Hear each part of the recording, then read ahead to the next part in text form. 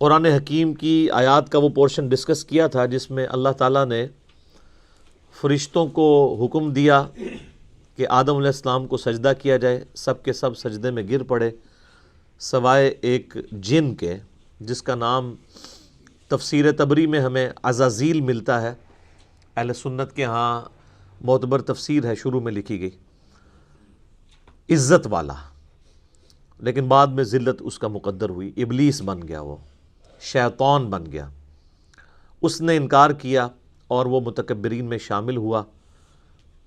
اس کے بعد حضرت آدم علیہ السلام اور سیدہ حوا کو اللہ تعالیٰ نے جنت میں بسایا۔ اب اس میں اختلاف ہے کہ یہ جنت وہی والی جنت ہے جو الٹیمیٹلی ہمیں ملنی ہے، یا یہ پروٹوٹائپ کوئی جنت تھی جس میں اللہ تعالیٰ نے کسی باغ میں انہیں بسایا ٹیسٹ کرنے کے لیے، اور انہیں حکم دیا کہ یہاں پر تم رہو، لیکن ایک چیز کا خیال رکھنا کہ یہ جو فلاں درخت ہے اس کے قریب بھی مت جانا ورنہ تم ظالموں میں شمار کیے جاؤ گے۔ اسی کانٹیکسٹ میں آیت نمبر 36 سے گفتگو آگے چل رہی ہے۔ اعوذ باللہ من الشیطان الرجیم، بسم اللہ الرحمن الرحیم۔ فَأَزَلَّهُمَ الشَّيْطَانُ، تو شیطان نے ان دونوں کو پھسلا دیا، یعنی راہ حق سے ہٹا دیا، عنہا، اس سے، فَأَخْرَجَهُمَا مِمَّا كَانَ فِيهِ، اور ان دونوں کو نکلوا دیا اس جنت میں سے جس میں وہ رہ رہے تھے۔ اب اللہ تعالیٰ نے یہاں پہ تثنیہ کا صیغہ استعمال کیا، یعنی ان دونوں۔ کرسچینٹی کے اندر یہ چیز مشہور کر دی گئی کہ یہ سیدہ حوا تھی جنہوں نے سیدنا آدم علیہ السلام کو بہکایا، نعوذ باللہ، اور یہی چیز جو ہے وہ ہم مسلمانوں کے ہاں بھی پائی جاتی ہے کہ جی وہ حضرت آدم علیہ السلام کو بھی عورت نے نکلوایا تھا۔ کرسچینٹی تو پھر بہت آگے چلی گئی، انہوں نے تو ایول لفظ جو ہے نا، یعنی برائی، اس کو جو ڈیڈکٹ کیا ہے ایو سے۔ اما حوا کو انگلش میں کہتے ہیں ایو، EVE، اور وہ کہتے ہیں ایکسس آف ایول جو ہے وہ عورت ہے۔ آج یہ لوگ عورتوں کے حقوق کی بات کرتے ہیں، انہوں نے تو یعنی اپنا جو لفظ ہے ایول، برائی، اس کو ڈیڈکٹ کیا ہے سیدہ حوا کے نام سے، جبکہ اسلام کہتا ہے کہ یہ سب کچھ ٹیمپرڈ فارم میں کرسچینٹی کے اندر چیزیں آئی ہیں۔ اللہ تعالیٰ نے ان دونوں کی غلطیوں کا ذکر اکٹھا کیا ہے کہ ان دونوں کو شیطان نے بہکایا، ان دونوں کی غلطی تھی کہ وہ شیطان کے پیچھے لگے، یہ کسی ایک کی غلطی نہیں تھی کہ وہ کھاتے میں ڈال دی جائے۔ وَقُلْ اهْبِطُوا بَعْضُكُمْ لِبَعْضٍ عَدُوٌّ، تو ہم نے فرمایا اب اتر جاؤ، تم سب ایک دوسرے کے دشمن ہوگے، تم میں سے بعض کے، یعنی حکم تو ان دونوں کو ہوا اترنے کا، لیکن اللہ تعالیٰ تو ظاہر اپنے ڈیوائن علم سے دیکھ رہا تھا ان دونوں سے ہی میں کثیر تعداد میں مرد و عورت زمین پہ بساؤں گا، تو گویا کہ پوری انسانیت کو زمین پہ اتار دیا۔ وَلَكُمْ فِي الْأَرْضِ مُسْتَقَرٌّ وَمَتَاعٌ إِلَىٰ حِينٍ، اور زمین میں تمہارا ٹھکانہ ہوگا کچھ عرصے کے لیے، اور وہاں سے جو تم نے نفع حاصل کرنا ہے وہ کر لو، یعنی اللہ تعالیٰ ریسورسز بھی پرووائڈ کرے گا، لیکن دنیا کی زندگی تمہاری عارضی زندگی ہوگی، الٹیمیٹلی تمہیں لوٹ کے ہمارے پاس آنا ہے۔ اب جو حضرت آدم علیہ السلام نے غلطی کی اس کا ذکر آ رہا ہے کہ اس غلطی کی توبہ کیسے قبول ہوئی۔ فَتَلَقَّى آدَمُ مِن رَبِّهِ كَلِمَاتٍ فَتَابَ عَلَيْهِ، تو آدم علیہ السلام نے اپنے رب سے چند کلمات سیکھ لیے جس کے سبب انہوں نے اللہ کی طرف توبہ کی، رجوع لے کر آئے، تو اللہ نے ان کی توبہ قبول کر لی۔ اِنَّهُ هُوَ التَّوَّابُ الرَّحِيمُ، بے شک وہ توبہ قبول کرنے والا ہے اور رحم فرمانے والا ہے۔ اچھا، اللہ بھی توبہ کرنے والا ہے اور انسان بھی توبہ کرنے والا ہے۔ توبہ کا مطلب ہوتا ہے رجوع لانا۔ انسان جب گناہوں کے بعد اللہ کی طرف رجوع لے آئے تو یہ توبہ کہلاتی ہے، اور جب انسان رجوع لے آئے اس کے بعد اللہ تعالیٰ بھی بندے کے اوپر شفقت فرمائے، یعنی اللہ تعالیٰ بھی اپنے اس جلال کے بعد بندے پر رحم فرمائے، تو اللہ بھی رجوع لا رہا ہوتا ہے۔ بخاری اور مسلم دونوں میں حدیث موجود ہے، نبی علیہ السلام نے فرمایا کہ جو بھی گنہگار بندہ سچے دل کے ساتھ اللہ کی طرف توبہ کرتا ہے تو اللہ تعالیٰ کو اس کے توبہ کرنے پہ اتنی خوشی ہوتی ہے، جس کو آپ علیہ السلام نے ایک مثال سے بیان فرمایا یہ حدیث بخاری میں بھی ہے اور مسلم میں بھی، کہ تم میں سے کوئی شخص اگر ریگستان کے سفر پر روانہ ہو اور اس کا سارا ساز و سامان اس کے اونٹ پہ لدا ہو، وہ کسی جگہ تھوڑی دیر کے لیے آرام کرے اور اس کا اونٹ وہاں سے غائب ہو جائے جب اس کی آنکھ لگے، اب اس کو سامنے اپنی موت نظر آئے، کیونکہ اونٹ کے اوپر ہی سامان لدا ہے، پانی بھی، کھانے پینے کا بھی، اونٹ نہیں ملتا تو آپ کو پتہ ہے کئی ہفتوں کا سفر ریگستان میں بغیر پانی کے تو نہیں کیا جا سکتا۔ اب وہ اپنی موت کا انتظار کرنا شروع کر دے، اسی دوران اچانک جب اس کی آنکھ لگے، آنکھ کھلتے ہی اس کا اونٹ اس کے سامنے آ جائے تو اسے کتنی خوشی ہوگی۔ اس سے زیادہ خوشی اللہ تعالیٰ کو ہوتی ہے جب کوئی شخص گناہ کر کے اللہ کی طرف سچے دل سے توبہ کر لے۔ اور مسلم شریف میں آگے الفاظ ہیں کہ وہ اتنا خوش ہو کہ اس کی زبان لڑکھڑا جائے، من شدت الفرح، اور وہ خوشی کے باعث اس کی زبان سے یہ نکل جائے، اے اللہ تو میرا بندہ میں تیرا رب، حالانکہ وہ کہنا یہ چاہ رہا ہو کہ اے اللہ میں تیرا بندہ تو میرا رب، یعنی اس کی زبان بھی لڑکھڑا جائے، اتنی اس پہ شدت خوشی کی طاری ہو۔ اس سے زیادہ خوشی اللہ تعالیٰ کو اس شخص پر ہوتی ہے جو اللہ کی طرف رجوع لے ہے۔ جامعہ ترمذی میں حدیث ہے کہ موت کے غرغرے سے پہلے پہلے توبہ قبول ہے، اس کے بعد کبھی توبہ قبول نہیں ہے۔ اسی لیے آپ دیکھیں کہ فرعون نے جب توبہ کی، قرآن حکیم میں آتا ہے جب وہ ڈوبنے لگا تو اس نے کہا کہ میں بنی اسرائیل کے رب پہ، موسیٰ اور ہارون کے رب پہ ایمان لایا، تو اللہ تعالیٰ نے کیا فرمایا تھا؟ الآن، اب لے کے آیا توبہ، کوئی فائدہ نہیں ہے۔ تو نزع کے عالم سے پہلے جو توبہ کر لے گا اس کی توبہ ایکسیپٹیبل ہے، ادروائز کوئی توبہ نہیں ہے۔ تو اللہ تعالیٰ تو مائل بکرم ہے۔ بخاری اور مسلم دونوں میں حدیث ہے کہ اللہ تعالیٰ نے مخلوقات کی پیدائش سے پہلے اپنے پاس عرش پہ یہ عبارت لکھ لی تھی کہ میری رحمت میرے غضب پہ بھاری رہے گی، اور یہ انسان کے پاس بہت بڑا ایسٹ ہے کہ اللہ کی رحمت اس کے غضب پر بھاری ہے، ادروائز یہ ایکول بھی ہوتی اور صفت عدل اللہ کی غالب ہوتی تو مارے گئے تھے۔ عدل کریں تے تھر تھر کمن اچیاں شانہ والے، فضل کریں تے بخشے جاون میں ورگے منہ کالے۔ واقعی اگر عدل پہ بات آ جائے تو کوئی نہیں، اور یہ قرآن حکیم میں کئی جگہ یہ مضمون آیا ہے۔ سورہ فاطر کے اینڈ پہ بھی آپ چلے جائیں، اللہ تعالیٰ فرماتا ہے کہ اگر اللہ تعالیٰ لوگوں کو ان کے گناہوں پہ پکڑنا شروع کر دیتا تو کوئی بھی مخلوق زندہ نہ رہتی روئے ارض کے اوپر، اگر یعنی اللہ تعالیٰ پکڑ شروع فرما دیتا تو یہ اللہ تعالیٰ ڈھیل دیتا ہے انسان کو کہ انسان اللہ کی طرف پلٹ آئے۔ بخاری اور مسلم دونوں میں حدیث ہے، نبی علیہ السلام نے فرمایا کہ حدیث قدسی ہے کہ جب میرا بندہ میری طرف ایک بالشت آتا ہے میں ایک ہاتھ اس کی طرف بڑھتا ہوں، وہ ایک ہاتھ بڑھتا ہے میں 2 ہاتھ اس کی طرف بڑھتا ہوں، ٹھیک ہے، 10 ہاتھ بڑھتا ہوں، وہ چل کے آتا ہے میں اس کی طرف دوڑ کے آتا ہوں۔ اور پھر آپ علیہ السلام فرمایا کہ اللہ تعالیٰ فرماتا ہے کہ میرا بندہ مجھے دل میں یاد کرے میں اسے دل میں یاد کرتا ہوں، وہ کسی مجلس میں یاد کرے میں اسے بہتر مجلس میں یاد کرتا ہوں۔ اور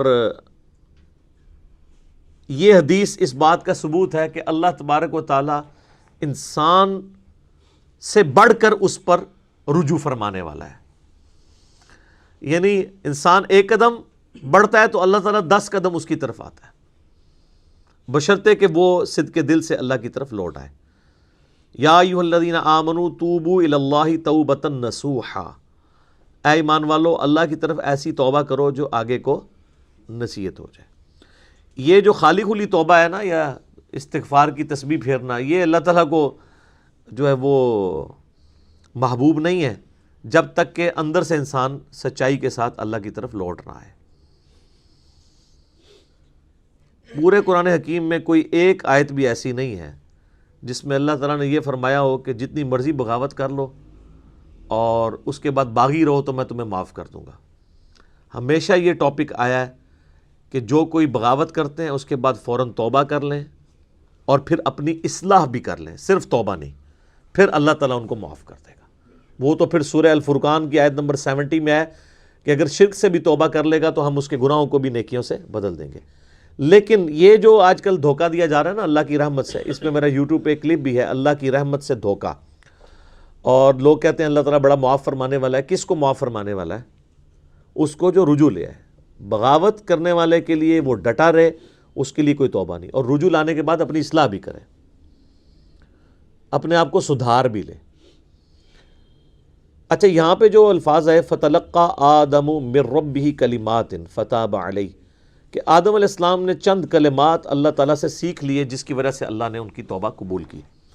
سورۃ البقرہ میں یہ کلمات نہیں آئے. اس کی وجہ یہ ہے کہ قصہ آدم اور ابلیس اس سے پہلے 6 مختلف جگہوں پر بیان ہو چکا ہے، لیکن مصحف کی ترتیب میں وہ جگہیں بعد میں آئیں گی. لیکن قرآن کے نزول کے اعتبار سے چونکہ یہ چیز ہو چکی ہوئی تھی، یہ تو مدنی صورت ہے، نبی علیہ السلام کے اعلان بعثت کی آلموسٹ سمجھ لے 15 سال کے بعد نازل ہوئی ہے، اور اس سے پہلے 2/3 مکی قرآن نازل ہو چکا تھا. اس میں وہ پوری ڈیٹیل موجود ہے سورۃ الاعراف کے اندر کہ وہ کلمات کیا تھے. ربنا ظلمنا انفسنا وان لم تغفر لنا وترحمنا لنکونن من الخاسرین.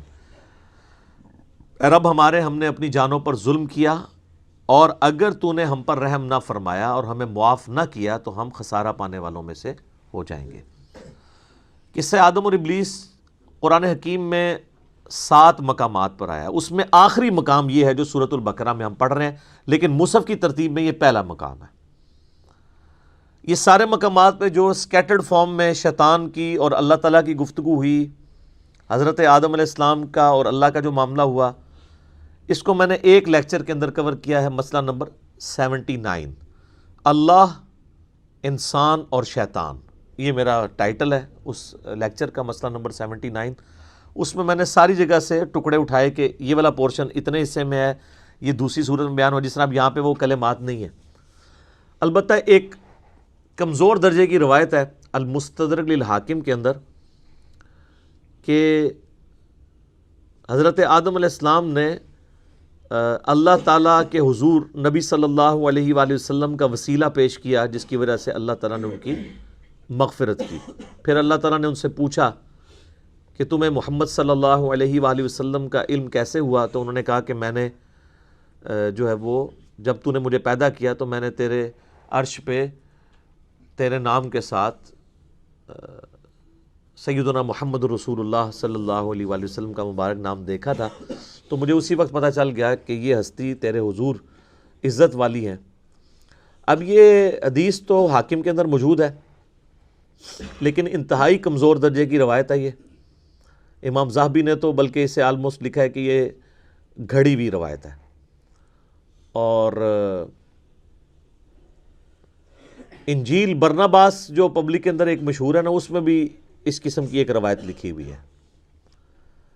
تو وہ تو ظاہر ہے کہ کرسچن آن بھی نہیں کرتے. میں نے اس کے اوپر کئی دفعہ بولا ہے کہ وہ کوئی اتھینٹک نہیں ہے. مسلمان اس کو اس لیے پیش کر دیتے ہیں کہ جی اس میں ظاہر ہے وہ میرے خیال میں تو کسی مسلمان نے بیٹھ کے لکھی ہے وہ، کیونکہ اس میں انہوں نے جو اسلوب اڈاپٹ کیا ہے وہ اللہ کی کتاب نہیں لگتی. اللہ کی کتاب کا تو ایک مزاج ہوتا ہے نا، اللہ کی کتاب کا مزاج جو ہے وہ توحید کے اراؤنڈ سینٹرڈ ہوتا ہے. جبکہ آپ انجیل برناباس پڑھیں گے تو وہ آپ کو لگے گا کوئی نعتیہ کوئی کتاب ہے، تو وہ تو اس کا اسلوب ہی بتا رہا ہے، تو اس لیے ہم تو اس کو آن نہیں کرتے. بہرحال میرا یوٹیوب پہ کلپ لاکھوں لوگوں نے دیکھا ہے. کیا یہ کائنات نبی علیہ السلام کے لیے بنائی گئی؟ کیونکہ اسی حاکم کی ایک روایت میں آتا ہے کہ ہم اگر محمد کو پیدا نہ کرتے تو یہ ساری کائنات بھی پیدا نہ ہوتی.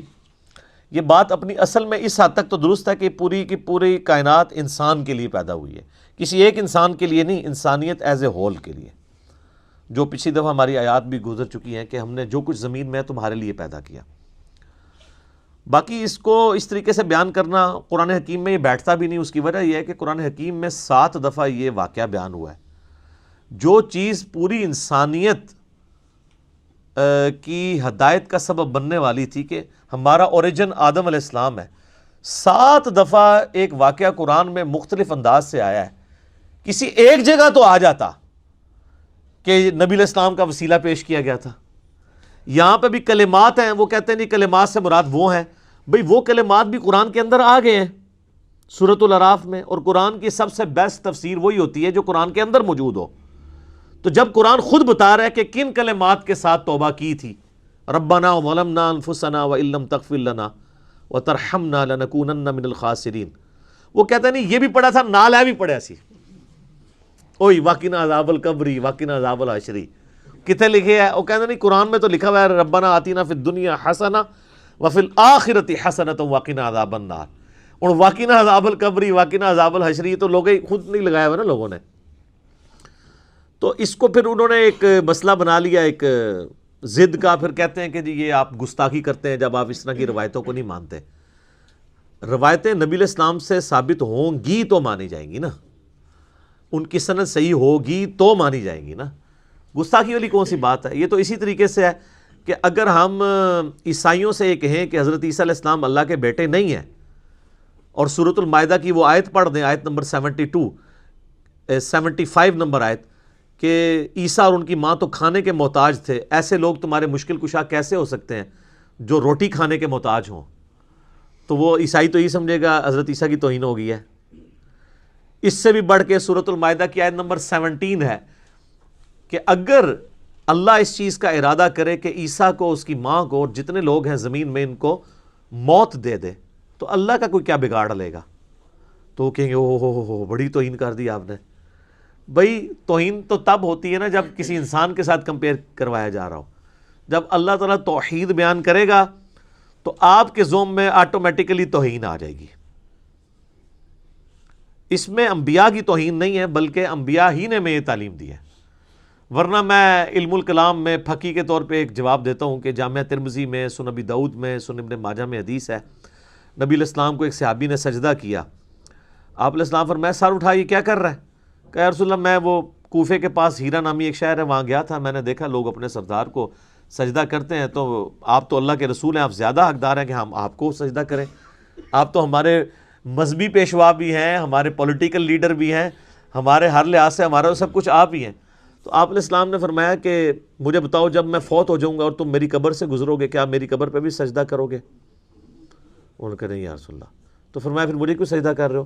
اگر میں سجدہ جائز سمجھتا تو بیویوں سے کہتا کہ اپنے خاوندوں کو سجدہ کریں اس حق کے سبب جو اللہ نے ان کو دیا ہے. اب مجھے بتائیں کیا نبی علیہ السلام نے اپنی توہین خود کر دی؟ وہ صحابی تو حضور کی عزت میں حضور کو سجدہ کر رہا تھا نا, حضور سے محبت کا اظہار کر رہا تھا نا. تو یہ جو کہتے ہیں عشق دے چلے نمبر لے گئے تے چلا تے صحابی بھی ہو جائے تے حضور علیہ السلام قبول نہیں کر دے, آ گیا چلے سر چوک یعنی بریکٹ میں. یہ کیا کر رہا ہے؟ عشق دے چلے نہیں ہم نمبر لے گئے, علم والے. انما یخشی اللہ من عبادہ العلماء, اللہ کی خشیت اور معرفت صرف اہل علم کو ہے. قل رب زدنی علما, اے نبی تم بھی دعا کیا کرو اے میرے رب میرے علم میں اضافہ کر دے. قل هل يستوي الذين يعلمون والذين لا يعلمون انما يتذكر اولو الالباب, اے نبی فرما دو بھلا علم والے اور بغیر علم والے برابر ہو سکتے ہیں؟ نصیحت تو نہیں حاصل کرتے مگر عقل والے. تو اسلام تو پورے کا پورا سینٹرڈ اراؤنڈ علم ہے, علم کے بغیر تو کچھ بھی نہیں ہے. اور علم وہ جو اللہ نے اپنے پیغمبروں کے ذریعے کتابوں کے ذریعے دیا ہے. تو اس کو اس طریقے سے ضد نہیں بنانا چاہیے. اب کتابوں کا ذکر ساتھ ہی آ گیا. قُلْ نَهْبِطُوا مِنْهَا جَمِيعًا, ہم نے حکم دیا کہ اب تم سب کے سب زمین پر اتر جاؤ. فَإِمَّا يَأْتِيَنَّكُمْ مِنِّي هُدًى, پھر جب کبھی بھی میری طرف سے تمہارے پاس کوئی ہدایت کی چیز آئے گی یعنی کتاب. فَمَن تَبِعَ هُدَايَا فَلَا خَوْفٌ عَلَيْهِمْ وَلَا هُمْ يَحْزَنُونَ, تو جو کوئی اس کتاب کی پیروی کرے گا تو وہ قیامت والے دن نہ اسے کوئی خوف ہوگا نہ اسے کوئی غم ہوگا. اب یہ دیکھ لیں, کہتے ہیں کتابوں کی بات کرتا ہے تو قرآن کیا کہہ رہا ہے کہ جب ہمارے ابا جی کو اور ہماری اماں کو اتارا گیا جنت سے تو انہیں یہی نصیحت کی گئی تھی, اور اللہ تعالیٰ ہمارا پوری انسانیت کو جو ان سے پیدا ہونے والی تھی, ہم نے ایک ہی دفعہ نصیحت کی کہ اب تو زمین پہ اتر جاؤ, جب کبھی بھی کوئی ہدایت کی کتاب آئے گی تم نے اس کی پیروی کرنی ہے. ٹھیک ہے, مرنے سے پہلے اے مسلمان کر لے اس پہ غور, کتابوں کا خدا اور ہے بابوں کا خدا اور. یہ وہی کتابی والی بات ہے جو میں نے دوسرے انداز میں بھی کہا ہوا ہے, نہ میں وابی نہ میں بابی, میں ہوں مسلم علمی کتابی. تو یہ علم اور کتاب ہی تو ذکر ہو رہی ہے. پہلی نصیحت انسانیت کو یہ ہو رہی ہے کہ اب جا رہے ہو نا زمین پہ تو بس میری کتابوں کا انتظار کرنا ہے. تو جو کوئی کتابوں کی پیروی کرے گا اس کو نہ کوئی خوف ہوگا نہ کوئی غم. والذین کفروا وکذبوا بآیاتنا، اور جو لوگ ہماری آیات کا کفر کر دیں گے اور اس کو جھٹلا دیں گے، اولئک اصحاب النار، ایسے لوگ ہوں گے پھر جہنمی، ہم فیہا خالدون، وہ رہیں گے ہمیشہ ہمیش اس میں. تو جہنمیوں کی نشانی کیا ہے؟ جو اللہ کی کتاب سے بھاگے. جو کتابی نہیں ہے نا وہ جہنمی ہے. تو علمی کتابی ہونا چاہیے بندے کو، اور جو علم اور کتاب کو کہتا ہے سائڈ میں رکھو، اور سٹوریاں اور کہانیاں اور فرسودہ خیالات ان کو لے کے چلتا ہے، تو اس کے لیے پھر اللہ تعالیٰ نے دوزخ بنائی ہے. اچھا، یہ جو آیات ہے نا سورۃ البقرہ کی آیت نمبر 38، اس میں اللہ تعالیٰ نے ریویلڈ نالج کا ذکر کر دیا ہے، وحی کے علم کا، کتاب اور سنت بھی اس میں شامل ہے، کیونکہ سورۃ الاحقاف میں آگے 26ویں پارے کے پہلے صفحے پہ یہ آیت ہے، ایتونی بکتاب من قبل ھذا او اثارۃ من علم ان کنتم صادقین. نبی ان سے فرماؤ کہ اگر تم میری اس کتاب کو نہیں مانتے ہو تو اس کتاب سے پہلے جو باقی نبیوں پہ کتابیں نازل ہوئی ہیں یا کوئی علم کے آثار ان کے آ رہے ہوں. تو علم کے آثار کو اللہ نے کتاب سے الگ ذکر کیا. علم کے آثار کیا؟ سنت. تو تم سچے ہو تو پھر اس سے بات کرو. ایتونی بکتاب من قبل ھذا او اثارۃ من علم، کتاب اور علم دونوں آ گیا، علمی کتابی. ٹھیک ہو گیا؟ تو یہ ہے ریویلڈ نالج جو اللہ تعالیٰ اپنے پیغمبروں کے ذریعے دیتا ہے. پیغمبر اللہ اور مخلوق کے درمیان وسیلہ ہیں. اگر کوئی شخص پیغمبروں کے وسیلے کے بغیر کوئی عقیدہ اختیار کرے گا تو وہ عقیدہ خواہ کتنا ہی اچھا کیوں نہ ہو، اللہ کے حضور قابل قبول نہیں. یہ وسیلہ، یہ پاکستان انڈیا والا نہیں، وسیلہ کہتے ہیں واسطے کو. اللہ اور مخلوق کے درمیان واسطہ پیغمبر ہے. پیغمبر کو اگر کوئی چھوڑ دیتا ہے تو ظاہر ہے پھر وہ اللہ کے بارے میں ایسی کوالٹیز کلیم کرے گا جس کو اللہ اون ہی نہیں کرے گا. پیغمبروں کو اللہ تعالیٰ رول ماڈل اس لیے بناتا ہے کہ انسان اپنی محبت میں کوئی اللہ کے ساتھ ایسے عقیدے وابستہ نہ کر دے کہ وہ اپنے ذوم میں تو وہ محبت میں کر رہا ہو اور اللہ تعالیٰ کو وہ چیزیں ناپسند ہوں. اب جن لوگوں نے یہ کلیم کیا کہ اس مخلوق میں اللہ تعالیٰ حلول کر جاتا ہے یا یہ مخلوق بھی خالق ہی نے مخلوق کا روپ دھار لیا ہے، تو یہ اللہ کی نفرت میں نہیں انہوں نے کیا، اللہ کی محبت میں کیا. انہوں نے کہا لا موجود الا اللہ، ہم اللہ کے سوا کسی وجود کو ماننے کے لیے تیار نہیں ہیں.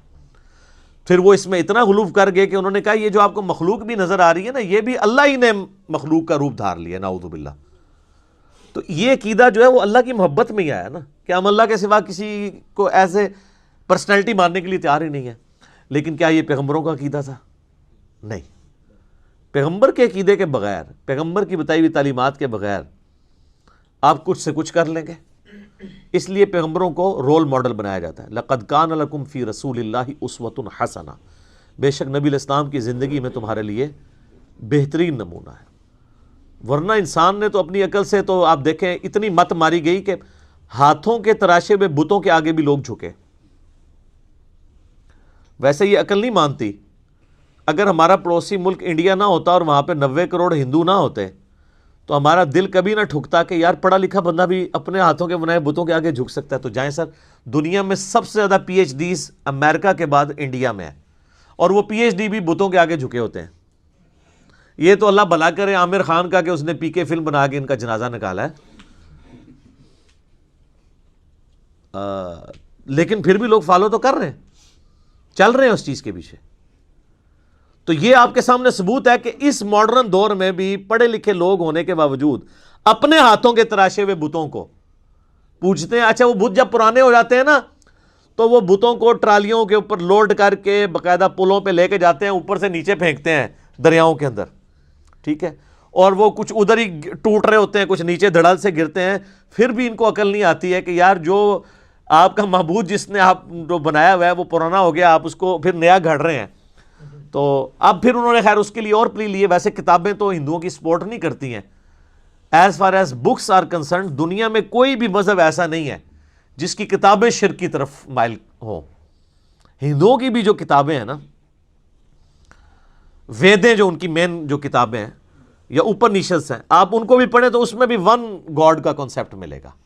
اور وہ یہ کہیں گے ہم یہ جو اسٹیچو بناتے ہیں نا یہ صرف دھیان کے لیے بناتے ہیں، بھگوان تو ایک ہی ہے. اور ان سے پوچھیں یہ کہتے ہیں نہیں یہ بھگوان نہیں ہے، ہم ایک دھیان کے لیے اس کا اسٹیچو بناتے ہیں. یہ بھی غلط ہے، لیکن ان کی ویدوں میں یہ بات لکھی ہوئی ہے کہ اس خدا کا نہ کوئی اسٹیچو بنایا جا سکتا ہے، نہ کوئی بت بنایا جا سکتا ہے، نہ کوئی تصویر بنائی جا سکتی ہے. تو کتابوں تو وہ بھی نہیں چل رہے ہیں. اور ہمارے مسلمان پھر بڑا فخریہ بتا رہے ہوتے ہیں کہ جی دیکھیں جی ہندو تو اپنی کتابوں میں چل رہے تھے، تسی چل رہے ہو، تسی بھی تو کام چوک کے رکھے ہے. آپ دیکھ لیں مزارات کے اوپر جو کچھ ہو رہا ہے، تو آپ نے بھی تو یعنی وہی عقیدے کسی نہ کسی فارم میں بگاڑ کے اور ہستیوں کے ساتھ منسوب کیے ہوئے ہیں. اور پھر ہندوؤں کو بھی موقع ملتا ہے، وہ بھی پھر جملے کستے ہیں اور ایسی ایسی باتیں کرتے ہیں، پھر ہمیں بری لگتی ہیں. تو اپنے اوپر بھی توجہ دینے کی ضرورت ہے. تو یہ ریویلڈ نالج یہ بنیاد ہے اللہ تک پہنچنے کی. جنید بغدادی کا ایک قول ہے، قول تو آپ کسی کا بھی نقل کر سکتے ہیں، اچھی بات تو صحیح بخاری میں حدیث ہے، شیطان نے انسانی شکل میں آ کے آیت الکرسی کا وظیفہ دیا تھا تو نبی علیہ السلام فرمایا ہے وہ شیطان تھا، بات ٹھیک کی ہے اس نے. تو کسی بھی انسان کی کوئی بات اچھی ہو وہ کوٹ کرنی چاہیے. تو جنید بغدادی کا ایک قول بڑا مشہور ہے. ایک تو وحدت الوجود کے خلاف ان کا قول ہے کہ قدیم کو حادث سے الگ کرنے کا نام توحید ہے. پورے کے پورے وحدت الوجود کو انہوں نے پیسیفک اوشن میں پھینک دیا یہ بات کہہ کے کہ توحید ہے ہی ہے کہ قدیم کو حادث سے الگ کرنا ہے. قدیم یعنی جو ہمیشہ سے ہے اللہ، حادث جو ہم ہے، حادثہ لفظ اردو میں بھی استعمال ہوتا ہے. مخلوق حادث ہے، ہمیشہ سے نہیں ہے اور ختم ہو جائے گی. اور اللہ قدیم ہے، ہمیشہ سے ہے، ہمیشہ رہے گا. تو کہتے ہیں قدیم اور حادث کو الگ کرنے کا نام توحید ہے. تو وحدت الوجود تو ختم ہو گیا. وحدت الوجود تو کہتا ہے کہ جی قدیم اور حادث ایک ہی ہے. اور دوسرا جنید بغدادی کا ایک قول بہت زبردست ہے. وہ فرماتے ہیں کہ حواس کی تکمیل عقل سے ہوتی ہے. یعنی جو ہمارے حواس خمسہ ہے نا، ان کے اوپر جو سمجھ لیں سپرویژن کر رہی ہے چیز وہ ہماری عقل ہے. اگر یہ عقل نہ ہو تو یہ حواس خمسہ ہمارے کام ہی نہ کریں. آپ دیکھ لیں کئی پاگل لوگ ہیں، مطلب وہ کس طرح عجیب و غریب حرکتیں کرتے ہیں چونکہ عقل نہیں کام کر رہی ہوتی. عقل کو استعمال اگر کوئی شخص کر لے تو وہ اپنے ان حواس کو کنٹرول کر سکتا ہے. تو ان حواس کی تکمیل عقل سے ہوتی ہے اور عقل کی تکمیل وحی سے ہوتی ہے. کیونکہ عقل تو صرف فزیکل فینامنا آف نیچر کے علم کے ساتھ ڈیل کرتا ہے، جو فزیکل ورلڈ ہے. The knowledge obtained through observations and experiments، science کا علم. سائنس فرشتوں کو ڈیٹیکٹ نہیں کر سکتی، عذاب قبر نہیں ڈیٹیکٹ کر سکتی، جنت نہیں دیکھ سکتی، جہنم نہیں دیکھ سکتی، اس لیے کہ وہ اس فزیکل ورلڈ کی چیزیں نہیں ہیں. اللہ نے لمیٹیشن کر دی ہے. جس طرح ہمارے کانوں کی لمیٹیشن ہے، ایک خاص فریکوینسی سے اوپر بھی آواز ہم نہیں سن سکتے، اس سے نیچے بھی نہیں سن سکتے. ہمارے سونگنے کی حص جو ہے وہ بہت کم ہے، کتے کی بہت زیادہ ہے. اس لیے آپ کو کتے نظر آتے ہیں ایئرپورٹس کے اوپر سمگلنگ والے لوگوں کو پکڑنے کے لیے. وہ ایسی چیزیں سونگ لیتے ہیں جو ہم نہیں سونگ سکتے. ہاتھیوں کی حساب دیکھ لیں، 40 کلومیٹر دور وہ زمین پہ پاؤں مار کے دوسرے ہاتھی کے ساتھ کمیونیکیشن کر لیتے ہیں. 40 کلومیٹر کوئی ولی نہیں کر سکتا، ہاتھی کر لیتے ہیں. چڑیا دیکھیں اڑ لیتی ہے، کوئی بزرگ نہیں اڑ سکتا ہے تو کوئی اڑ کے دسے. چڑیوں تو ہم روزانہ اڑتے ہوئے دیکھتے ہیں. اور آپ دیکھیں کہ انسانوں کے بنائے ہوئے ڈرونز یا جہازوں کو اڑنے کے لیے، لینڈ کرنے کے لیے رن وے چاہیے، اور چڑیا کو آپ دیکھیں کوئی رن وے نہیں چاہیے. ادھر سے اس تار سے اڑے گی اور ڈائریکٹ دوسرے تار پہ اترے گی، کوئی اس کو بھاگنا نہیں پڑتا، کوئی اس کو پلین جگہ نہیں چاہیے. کتنی پروفیشن کے ساتھ مخلوقات اللہ نے بنائی ہیں. تو یہ فزیکل ورلڈ کے ساتھ جو علم تعلق رکھتا ہے یہ سائنس کا علم ہے. سائنس کا علم بھی ڈیفینیٹ ہے، جو اسٹیبلش سائنس ہو ہم اس کو مانتے ہیں. مثلا پٹرول آگ کو بھڑکا دیتا ہے، پانی آگ کو ٹھنڈا کر دیتا ہے، سورج مشرق سے نکلتا ہے مغرب میں غروب ہوتا ہے. یہ فزیکل ورلڈ سے تعلق رکھتی چیزیں. یہ تو حضرت ابراہیم علیہ السلام نے سورۃ البقرہ میں اللہ تعالیٰ کے ایک ہونے پہ دلیل دی تھی نمرود کو کہ میرا رب وہ ہے جو مشرق سے سورج نکالتا ہے. تو اگر رب بننے کا دعویٰ کر رہا ہے نا تو مغرب سے نکال کے بتا. تو ہکا بکا رہ گیا تھا. فزیکل ورلڈ کی چیزیں بھی اللہ ہی کا علم ہے، کیونکہ کتابیں اللہ کا قول ہیں اور یہ کائنات اللہ کا فعل ہے. قول اور فعل میں تضاد نہیں ہو سکتا. ٹھیک ہے. تو وہ جو علم ہے نا جو ایکوائرڈ نالج ہے سائنس کا علم, اس کا ذکر بھی اسی رکوع کے اندر سٹارٹ میں آ گیا تھا. کون سا؟ وَعَلَّمَ آدَمَ الْأَسْمَاءَ كُلَّهَا, آدم علیہ السلام کو ہم نے ہر چیز کا نام سکھا دیا تھا. پوٹینشلی اللہ تعالیٰ نے عقل ڈال دی تھی انسان کے دماغ میں. پوٹینشلی اگر میں آپ سے پوچھوں یہ آم کی گٹھلی کے اندر درخت ہے, تو اگر آپ تھوڑے عقل مند ہوئے تو آپ کہیں گے ہاں درخت ہے, اور اگر زیادہ عقل مند ہوئے تو آپ کہیں گے کروڑوں درخت ہیں اس کے اندر, کیونکہ جب اسے بوئیں گے ہزاروں آم لگیں گے. ہر آم کے اندر ایک گٹھلی ہوگی, وہ ہر ہزار جو ہے 1000 اور درخت, تو یہ تو ایک چین ریئیکشن شروع ہو جاتا ہے. تو یہ گٹھلی جو آپ کو بظاہر نظر آ رہی ہے یا بیج نظر آ رہا ہے, آم کی گٹھلی اس کا بیج ہی ہوتی ہے. اس کے اندر پورا پوٹینشیل وہ ڈیٹا موجود ہے. انسانی عقل میں بھی اللہ نے وہ ڈیٹا ڈالا تھا جو صدیوں کے ساتھ گزرنے کے ساتھ ساتھ آہستہ آہستہ, جس طرح آم کا درخت 8 سال میں ایک پورا پیڑ بنتا ہے نا, اسی ایک گٹھلی میں سے انسانی عقل بھی 10,000 سال کی اس تاریخ میں کرتے کرتے آپ دیکھیں کس عروج پہ پہنچ چکی ہے, کہ عقلیں دنگ ہیں کہ انسان نے کیا کر لیا. بلکہ آج سے 100 سال پہلے کا انسان اگر زندہ ہو جائے تو وہ تو پاگل ہو جائے, اور آج کے ہر بندے کوئی بزرگ ماننے کے لیے تیار ہو جائے. ٹھیک ہے, یہ دیکھیں نا, ہم نے CCTV کیمرہ لگایا ہوئے ہیں, کوئی بندہ نیچے بھی دور بھی ہو تو میں اس کے کپڑوں کا رنگ بھی بتا سکتا ہوں اور اس کا سارا کچھ بتا سکتا ہوں.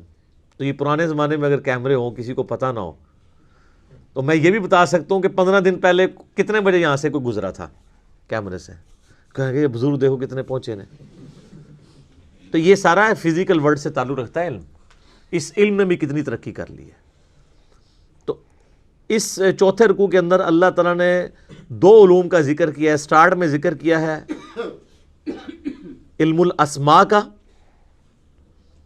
اور جس کے اوپر آج کل وہ جناب ناموں کا علم اور پتہ نہیں وہ نام بھی وہ حساب لگا کے رکھتے ہیں اور پتہ نہیں کیا کچھ کرتے ہیں, وہ یہ چیز نہیں تھی. پوٹینشلی عقل کی بات ہوئی, اور اینڈ پہ جا کے علم وحی کا ذکر آیا کہ علم وحی کو لے کے چلنا ہے. بس یہی 2 علوم ہیں جن کو قرآن مانتا ہے. اور 10 کمانڈمنٹس جو آئیں گی نا سورہ بنی اسرائیل کی آیت نمبر 36 میں 9th کمانڈ ہے, وَلَا تَقْفُ مَا لَيْسَ لَكَ بِهِ عِلْم. اے انسان کسی چیز کی پیروی اس وقت تک مت کرنا جب تک کہ اس کے بارے میں تمہیں علم نہ آ جائے. اِنَّ السَّمْعَ وَالْبَصَرَ وَالْفُؤَادَ كُلُّ أُولَٰئِكَ كَانَ عَنْهُ مَسْئُولًا. بے شک کان, آنکھیں اور عقل اس کے بارے میں تم سے پوچھا جائے گا تم نے اس کو استعمال کیوں نہیں کیا. تو اللہ تعالیٰ نے یہ چیز پوچھنی ہے مرنے سے پہلے. اے مسلمان کر لے اس پہ غور, کتابوں کا خدا اور ہے بابوں کا خدا اور. یہ اللہ نے پوچھنی ہے بات کہ تو نے مرنے سے پہلے علم حاصل کیا تھا, یا تیرا ماننا یہی تھا کہ کالی بلی رستہ کاٹ دے تو نحوست ہے. گھر کی منڈیر پہ کوا بیٹھے تو مہمان آنے کی دلیل ہے, جوتی پہ جوتی چڑھ جائے تو سفر لکھا ہوا ہے. یہ تو مانتا تھا. اور گائے نے ایک سینگ کے اوپر زمین اٹھائی ہوئی ہے, دوسرے پہ اٹھاتی ہے تو زلزلہ آ جاتا ہے. ہسدے پہ نثارے تہاڈا بھی ذکر ہے. اور اے بزرگاں نے جناب وہ سمندر روکے ہے, تے فلانے بزرگ نے جڑا انڈیا دے بم پھاڑ لے سن پول دے ہوتے. اے بھی ہے نا سرکار, ہوں تو نئے ورژن بھی دے ہیں نا اویلیبل. باقی چیزوں پہ ہم خوش ہوتے ہیں, ہندو کہندے نے. تسی بھی جو کچھ کہندے ہو نا ہندو بھی ہسدے نے تواڈے ہوتے. آپ بھی تو کہتے ہیں نا فلاں بزرگ نے جو ہے سمندر روک لیا ہے. یہ لادہ بات ہے کہ وہ بزرگ جب زندہ ہوتے ہیں ان کا پیشاب بند ہوتا ہے تو وہ آغا خانی لے کے جانا پڑتا ہے انہیں. یہ لادہ بات ہے کہ اپنا پیشاب, اور اگر پیشاب رک رہا نہ ہو تو وہ پیشاب روک بھی نہیں کوئی سکتا. دماغ سے آپ دیکھیں کئی لوگوں کے وہ سگنل ایسے جنریٹ ہوتے ہیں, ہارمونس ڈسٹرب ہو جائیں تو آپ اپنا پیشاب پہ خود کنٹرول ہی نہیں رہتا. آپ لوگ بیمار ہوتے ہیں, آپ کو اٹھا کے مزاروں پہ لے جاتے ہیں, اور مزاروں والے جب بیمار ہوتے ہیں انہیں اٹھا کے ہاسپٹل لے جاتے ہیں. اور ہاسپٹل بھی وہ DHQ میں نہیں لے کے جاتے, شفا میں لے کے جاتے ہیں یا آغا خان میں. تو اپنے بارے میں وہ بہت سینسٹیو ہے. تو یہ 2 علوم ہیں, ریویلڈ نالج اور ایکوائرڈ نالج, جن کو اسلام مانتا ہے. اسی کے اوپر ساری بنیاد ہے. اب میرے بھائیوں مسلسل 9 رکوع اگلے سابقہ امت مسلمہ بنی اسرائیل, ان پہ اللہ تعالیٰ نے فرد جرم عائد کیے. انتہائی سوز و گداز ہے جی ان 9 رکوعوں کے اندر۔ اللہ تعالیٰ نے ایک قوم سے اتنا پیار کیا، 3 کتابیں ان میں بھیجیں، تورات، زبور، انجیل، سینکڑوں صحائف بھیجے، ہزاروں پیغمبر بھیجے، لیکن جب انہوں نے انبیاء کی تعلیمات سے روگردانی کی تو اللہ کے عذاب کا کوڑا ان پہ پڑا۔ اللہ نے ان کی ہزاروں سال کی جو مسند تھی ان سے لے کے نئی امت اس کی جگہ کھڑی کی، امت محمدیہ صلی اللہ علیہ وآلہ وسلم، اور اس کے سمبل کے طور پہ تحویل قبلہ بھی کر دی، بیت المقدس سے قبلہ چینج کر کے خانہ کعبہ کر دیا۔ اس کے اندر اللہ کی طرف سے پیغام ہے، اور مصحف میں اس کا شروع میں ہونے میں اشارہ ہے کہ مسلمان کسی زوم میں نہ رہیں کہ وہ بڑی لاڈلی امت ہے۔ تم سے پہلے بھی لاڈلی امتیں گزری ہیں، لیکن جب وہ نبیوں کی تعلیمات کو، کتابوں کو پس پش ڈال دیتی ہیں تو پھر اللہ تعالیٰ کے عذاب کا کوڑا ان پہ برستا ہے، تم پہ بھی برسے گا۔ اور آپ دیکھیں گے اللہ تعالیٰ ان کی کئی ایک غلطیاں اس میں گنوائے گا، اور ہر غلطی کے گنوانے کے بعد ایک یونیورسل ٹروتھ آئے گا۔ ویسے تو بڑے بڑے 7 یونیورسل ٹروتھ اس میں آئیں گے، لیکن اگر آپ باریکیوں میں دیکھیں تو یہ 12-13 کے قریب یونیورسل ٹروتھس آئیں گے کہ جو یوں کرتا ہے اللہ کا، اس کے بارے میں فیصلہ یہ ہے، چاہے وہ جو بھی ہے۔ یہ نہیں ہے کہ عام بندے نے ٹریفک سگنل توڑا ہے تو اس پہ سزا ہوگی، اور ٹریفک والا جو خود پولیس کا آفیسر ہے وہ توڑے گا تو اسے سزا نہیں دی جائے گی۔ نہیں، اللہ تعالیٰ نے ایک ہی رول رکھا ہوا ہے، جسے فٹ اسے گفٹ۔ اور بنی اسرائیل کی پوری ہسٹری جو ہے نا، ان 9 رکوعوں میں ان کی ہسٹری کے واقعات کو کور کیا ہے، لیکن اجمالاً کیا ہے۔ کچھ واقعات ایسے ہیں جن کی ڈیٹیلز اس میں نہیں ہے، وہ آگے چل کے سورۃ الاعراف میں آ جائے گی، سورۃ القصص کے اندر آ جائے گی، سورہ طٰہٰ کے اندر آ جائے گی۔ لیکن چونکہ یہ یہودیوں کو ایڈریس کیا جا رہا تھا، یہودیوں کو اجمالاً یہ باتیں پتہ تھی، ٹھیک ہے۔ جس طرح ہم ایز اے پاکستانی نیشن ہمیں کئی ایک چیزیں پتہ ہیں، اگر ہم اشارتاً بات کریں کہ جی وہ کارگل کی جنگ، تو اب وہ بتانے کی ضرورت نہیں ہے کب ہوئی تھی، اس میں کیا ہوا، پتہ ہے۔ 65 کی جنگ، 71 کی جنگ، اس طریقے سے بنی اسرائیل کی ہسٹری میں بھی ان کو ایک چیزیں پتہ تھی، یا مسلمانوں کی ہسٹری میں غزوہ بدر، احد، اس کی ڈیٹیلز نہ بھی ہو، صرف ان کے نام بھی ذکر ہوں تو وہ ایک پورا نقشہ مسلمانوں کے ذہن میں آ جاتا ہے۔ چونکہ یہودیوں کو ایڈریس کیا جا رہا تھا، پلس عیسائیوں کو بھی، چونکہ دونوں بنی اسرائیل تھے، سابقہ امت مسلمہ تھی، اس لیے اشارت ان کے واقعات کا ذکر کیا کہ بھی تم نے یہ کیا، یہ کیا، یہ کیا، اس کے اگینسٹ پھر ہمیں یہ کرنا پڑا۔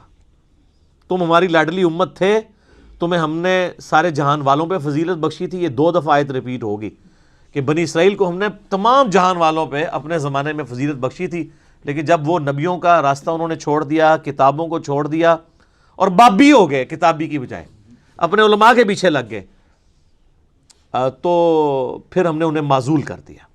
اور صرف معزول نہیں کیا، ضربت علیہم الذلہ والمسکنہ، ہم نے ان پہ ذلت، مسکنت اور اللہ کی طرف سے غضب ان کے اوپر مسلط ہو گیا۔ بنی اسرائیل کون ہے؟ اسرائیل ہبرو لینگویج میں، عبرانی زبان میں کہتے ہیں اللہ کا بندہ۔ یہ ایل کا لفظ جو ہے نا اللہ کے لیے استعمال ہوتا ہے۔ اسرائیل، جبرائیل، میکائیل، اسرافیل، اور توڑا یار عزازیل، شیطان کا نام عزازیل ہے، وہ بھی اللہ کا بندہ ہی سی، عزت والا۔ اچھا، تو یہ ہبرو لینگویج میں استعمال ہوتا ہے۔ اسرائیل جو ہے یہ لقب تھا سیدنا یعقوب بن اسحاق بن ابراہیم علیہم السلام اجمعین۔ حضرت ابراہیم علیہ السلام کے 2 بیٹے تھے نا، سیدنا اسماعیل علیہ السلام اور سیدنا اسحاق۔ حضرت اسحاق علیہ السلام کی اولاد میں پھر بنی اسرائیل ہوئے، کیونکہ ان کا بیٹا تھا یعقوب۔ یعقوب کا لقب تھا اسرائیل، اللہ کا بندہ۔ اور اس کا ذکر آپ کو سورہ آل عمران کے اندر مل جاتا ہے، پارہ نمبر جو 3 ہے نا۔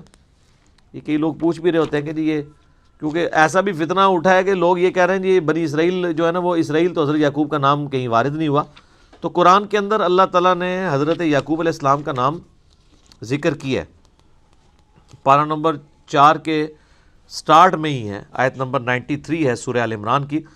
کل الطعام کان حلا لبنی اسرائیل الا ما حرم اسرائیل، ہر طرح کا حلال کھانا جو تھا وہ یعنی جو اچھا جو صاف کھانا ہے وہ بنی اسرائیل کے لیے حلال ہی تھا پہلے، سوائے اس کے کہ جو اسرائیل نے اپنے اوپر خود حرام کر دیا تھا علی نفسی. یعنی اسرائیل کون؟ یعنی کسی انڈیویجول کا ذکر ہو رہا ہے، حضرت یعقوب علیہ السلام. پوری انسانیت کو پتہ ہے کہ ان کا یہ لقب تھا. اچھا، یعقوب علیہ السلام کے پھر 12 بیٹے تھے، ہر بیٹے سے آگے جو نسل چلی وہ ان کی وہ بنو اسرائیل یا بنی اسرائیل یعنی یہ بنو یا بنی کا لفظ استعمال ہوتا ہے اولاد کے لیے، بیٹوں کے لیے. تو 12 بیٹے اور وہ آگے 12 قبیلے ان کے چلے، وہ سارے بنی اسرائیل کہلاتے ہیں.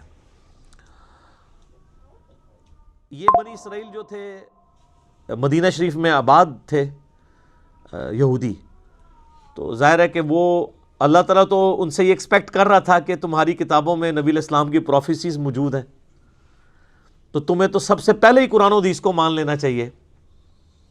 جو ہمارا گلہ شکوہ ہمارے علماء کے ساتھ بھی رہتا ہے کہ یار علماء تو قرآن و حدیث کے نام پہ اپنی عزتیں ویل کر رہے ہیں. اب جب ہم علماء کو بتاتے ہیں قرآن حدیث میں یہ لکھا ہوا ہے تو وہ آگے سے ہمیں جو ہے وہ لتوں پہ آ جاندے نے.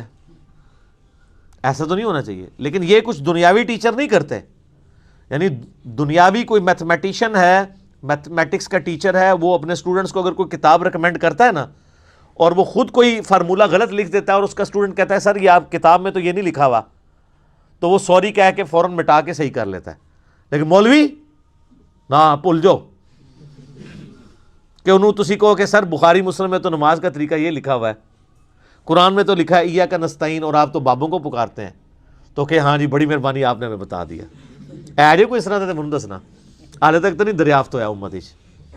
تو یہ دنیاوی ٹیچرز کا ہی حوصلہ ہے کہ وہ اپنی غلطی کتابوں کی بنیاد پہ مان لیتے ہیں، علماء نہیں مانتے.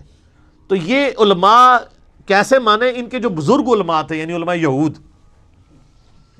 ہاں کیٹیگری تو وہی ہے نا سر، یہ یعنی علماء ایک کیٹیگری تو ہے نا. جیسے ڈاکٹری کی فیلڈ ایک کیٹیگرائزیشن میں تو آپ کہیں گے نا میڈیکل کی فیلڈ ہے، چاہے وہ ڈاکٹر اب مسلمان ہے کافر ہے تو ایک چیز کو تو مان رہا ہے نا. ایک اس طریقے سے انجینئر ایک اس لائن کو تو لے کے چل رہا ہے. اس طرح علماء کی بھی ایک لائن ہے. علماء یہود ان کے اندر وہی خرابیاں تھیں جو آج ہمارے علماء کے اندر پائی جاتی ہیں. اور اس میں آپ دیکھیں گے کہ اللہ تعالیٰ کا غصہ سب سے زیادہ ہے ہی علماء کے اوپر ہے، بنی اسرائیل کے، کہ یہ لوگوں کو ورگلا رہے ہیں. یہ آپ کو گفتگو کے اسلوب سے پتہ چل جائے گا کہ اللہ تعالیٰ مانتا ہے کہ بھئی تم سب سے پہلے کافر بن گئے ہو. تمہاری کتابوں میں تو نبی علیہ السلام کی پروفیسیز موجود تھی کہ پیغمبر آخر الزمان صلی اللہ علیہ وآلہ وسلم نے آنا ہے. بجائے اس کے کہ تم اس کو قبول کرتے، تم الٹا سب سے پہلے دشمن اس نبی کے بن گئے ہو اور لوگوں کو بھی دین پہ آنے سے روک رہے ہو. تم سے تو میں یہ ایکسپیکٹ نہیں تھا. تم تو ماننے والے تھے.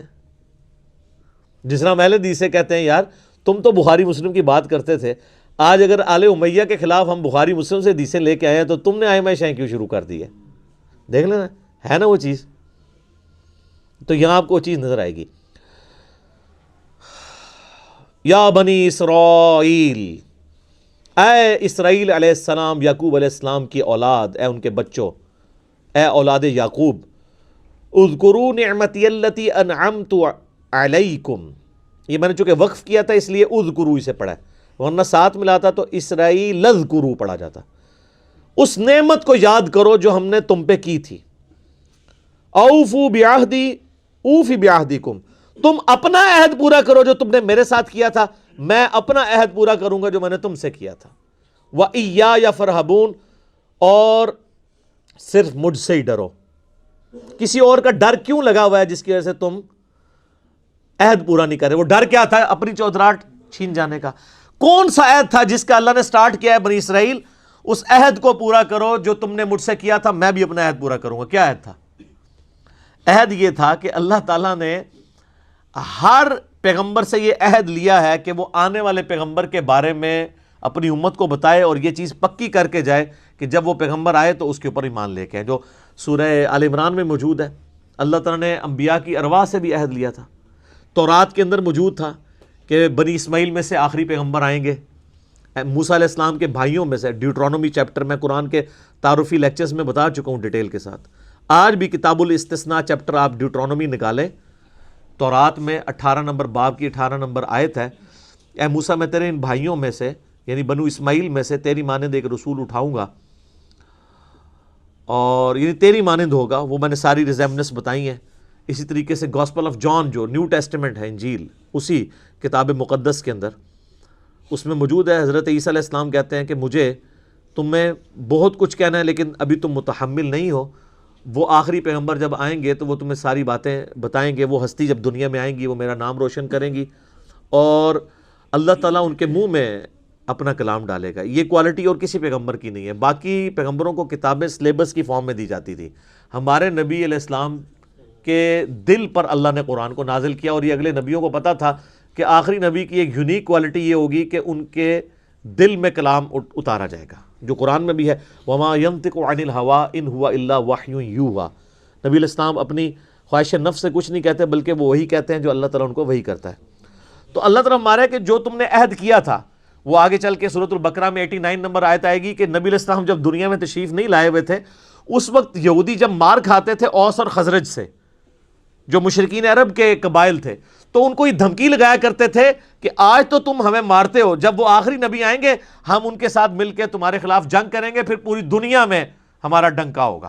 تو یہ عہد ان کو پتا تھا کہ اللہ نے یہ عہد کیا ہے کہ آخری نبی کے ذریعے رومن اور پرشین امپائر کو اکھاڑ کے اللہ تعالیٰ پوری دنیا پہ اسلام کا غلبہ کرے گا. لیکن جب وہ آخری پیغمبر آئے تو وہی یہودی منکر ہو گئے، اور وہ اوس اور خزرج جن کو یہ دھمکی لگایا کرتے تھے انہوں نے اسلام قبول کر لیا. تو وہ ہدایت جو ڈائریکٹلی یہودیوں کے لیے نازل ہوئی تھی اس سے انہوں نے تو استفادہ نہیں کیا، لیکن اوس اور خزرج نے کر لیا. تو اس سے یہ بات پتہ چلی کہ اللہ کا کوئی رشتہ دار نہیں ہے، ورنہ یہ تو رشتہ داری بنائے بیٹھے تھے نا بنی اسرائیل. 80-60 ورگا کوئی ہو سکتا ہے؟ اللہ نے اٹھا کے پرے پھینکا. اور امی جاہل لوگ جن کو امی کہا جاتا تھا، اوس اور خزرج، ان کو اللہ نے دنیا کا امام بنا دیا کتابوں کو ماننے کی وجہ سے. یہ بابوں کو مانتے رہ گئے اپنے علماء یہود کو. یہودی علماء نے کہا نا، آگے آپ کو پتہ چلے گا وہ کس طریقے سے مخالفت کرتے تھے نبی علیہ السلام کی. یہ تو اب 3-4 سپارے چلنے ہی اس کے اوپر ہیں، کیا کیا سازشیں کرتے تھے. تو اسی لیے میں کہتا ہوں مولوی اتنی پیڑی شیو ہے کہ نبی بھی موجود ہو، مولوی کے ورگلانے کے اوپر عوام الناس نبی کی بات نہیں سنتی، مولوی کی بات کے پیچھے لگ جاتی ہے. تو سر آج اگر مولوی کی بات کے پیچھے لوگ لگے ہوئے ہیں اور کتاب و سنت کو نہیں مان رہے تو کوئی زیادہ پریشانی کی بات نہیں ہے. علماء یہود کے پیچھے لگ کے 10 یہودی بھی نہیں تھے جو ایمان لائے ہوں نبی علیہ السلام کی مبارک زندگی میں. اور قرآن حکیم کا کتنا اچھا خاصا حصہ یہودیوں کو ایڈریس کرتا ہے. آیات تو نازل ہوئی لیکن فائدہ ان کو کوئی نہیں ہوا. فائدہ کس کو ہو گیا؟ دوسروں کو، جنہوں نے ان کتابوں کو مان لیا، ان باتوں کو مان لیا، تعلیمات کو مان لیا. تو اللہ کی کسی کے ساتھ کوئی رشتہ داری نہیں ہے. جو کتابوں کو پیغمبروں کو مان لے وہ اللہ کا سگا ہے، اور جو نہ مانے چاہے وہ پیغمبروں کی اولاد بھی ہے. یہ بنی اسرائیل کون تھے؟ حضرت یعقوب علیہ السلام، حضرت ابراہیم علیہ السلام کی اولاد تھے. اللہ نے کوئی پرواہ نہیں کی. تو خونی رشتہ کوئی کام نہیں آیا جب انبیاء کی تعلیمات کو چھوڑ دیا. چاہے بنو اسرائیل ہوں یا آج بنو اسماعیل ہوں. یہ ہمارے جو سید لوگ کہلواتے ہیں یہ بنو اسماعیل ہے نا، ان کے اندر بھی کافی کیڑا گھسا ہوا ہوتا ہے. اور ہمیں کہہ رہے ہوتے ہیں امتی، ایک امتی آیا سی، امتیاں دی گل ہے. ہم ان کے امتی تو نہیں ہیں، امتی تو نبی علیہ السلام کے ہیں، حالانکہ خود بھی امتی ہیں.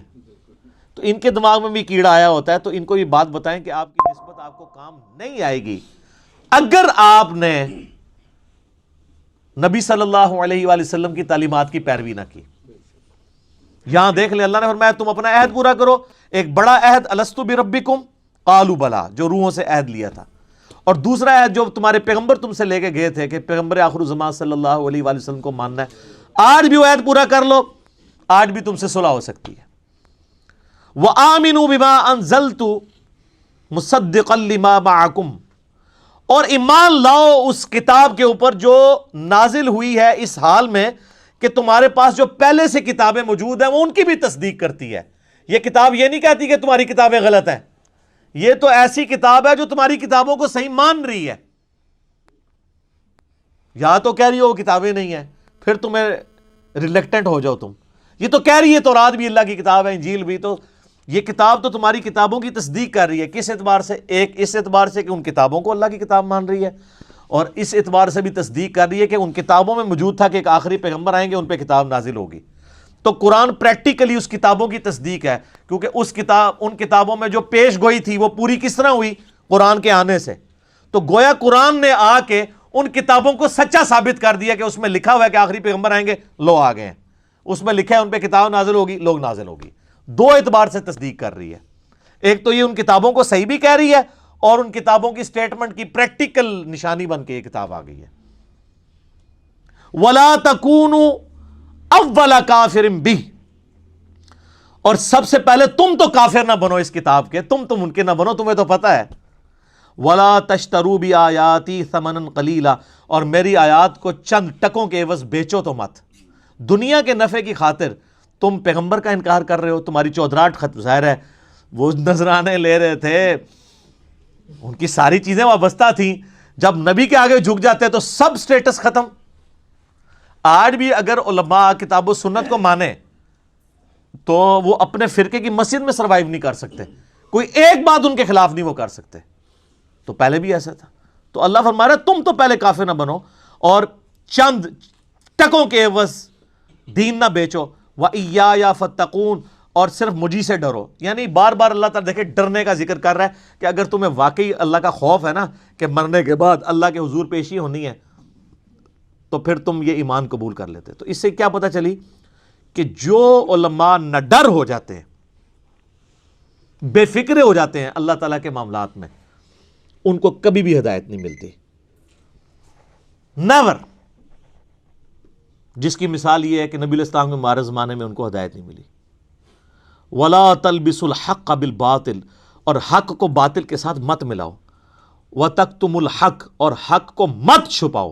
وَأَنْتُمْ تَعْلَمُونَ، اور تم جانتے تو ہو کہ یہ حق ہے۔ جانتے بوجھتے ہوئے حق اور باطل کو مکس نہ کرو، گڑبڑ کر، یہ کنفیوز کر دیتے ہیں آج بھی۔ آپ علماء دیکھیں، آپ کوئی بات لے کے جائیں نا، وہ اور ہی کوئی بات کر دیتے ہیں۔ آپ ان کو بتائیں جی بخاری میں لکھا ہے کہ رفع دین سے نماز پڑھو، اور جی بخاری میں تو لکھا ہے کھڑے ہو کے پیشاب بھی کر سکتے ہیں۔ یہ کیا کر رہے ہوتے ہیں؟ کوئی اور بات کو اس کا مکس کر کے اس معاملے کو ڈائلیوٹ کرنے کی کوشش کر دیتے ہیں۔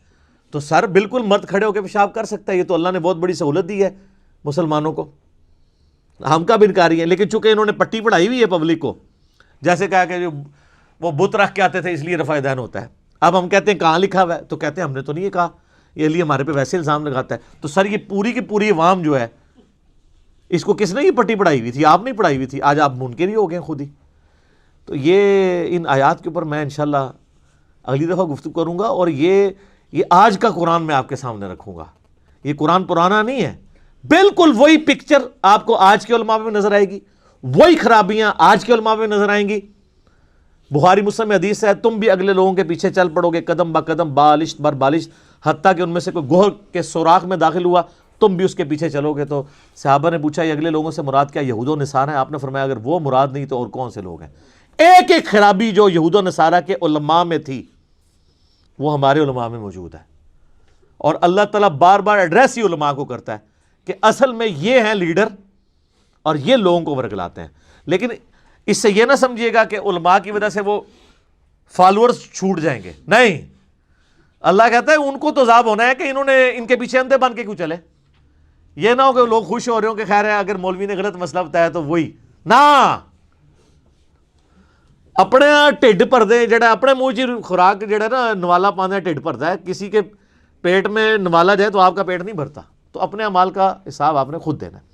اللہ تعالیٰ سے دعا ہے جو حق بات میں نے کہی اللہ تعالیٰ ہمارے دلوں میں راسخ فرمائے، اگر جذبات میں میرے منہ سے کوئی غلط بات نکل گئی اللہ تعالیٰ ہمارے دلوں سے معاف کر دے، ہمیں کتاب و سنت کی تعلیمات پر عمل کر کے دوسرے بھائیوں تک پہنچانے کی توفیق عطا فرمائے۔ اللہم صلی علی محمد وعلی آل محمد کما صلیت علی ابراہیم وعلی آل ابراہیم انک حمید مجید، اللہم بارک علی محمد وعلی آل محمد کما بارکت علی ابراہیم وعلی آل ابراہیم انک حمید مجید، سبحانک اللہم وبحمدک اشہد ان لا الہ الا انت استغفرک واتوب الیک وما علینا الا البلاغ المبین۔ جزاکم اللہ خیرا۔